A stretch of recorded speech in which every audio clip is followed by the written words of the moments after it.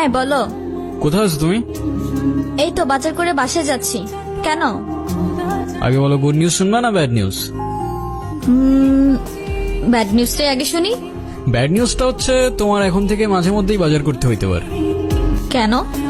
কারণ গুড নিউজটা হচ্ছে নতুন চাকরিতে তোমার হাজবেন্ডের কাজের অনেক চাপ থাকবে এখন থেকে। কংগ্রাচুলেশনস। কিন্তু স্যার, আমি আর বাজার করতে পারবো না। যত রেটি হোক না কেন, বাজার কিন্তু আপনাকেই করতে হবে। কেন, কি হয়েছে? আরে ধুর, আমি একদমই দামাদামি করতে পারি না। আজকেও 150 টাকা ঠকে আসছি।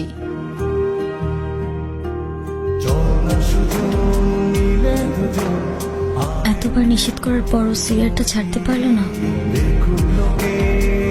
তোমার মনে আছে এই সিগারেটটার জন্যই কিন্তু আমাদের পরিচয়টা হয়েছিল।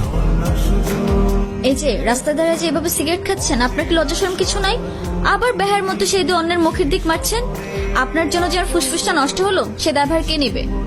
আরে আপা, এইটুক দোয়া যদি আপনার ফুসফুস নষ্ট হয়, তাহলে আমার বন্ধু তো ফুসফুসই নাই। আপনার বন্ধুর তো ফুসফুস কিডনি কিছুই নাই। থাকলে কি এত বড় কাজ করার পর এইভাবে বসে থাকতে পারতো? তো এখন কি করতে হবে? সরি বলেন, এটা আবার আমাকে বলে দিতে হবে? এই আপা, আপনার সাহস তো কম না, আপনি কারে কি করতেছেন? সরি।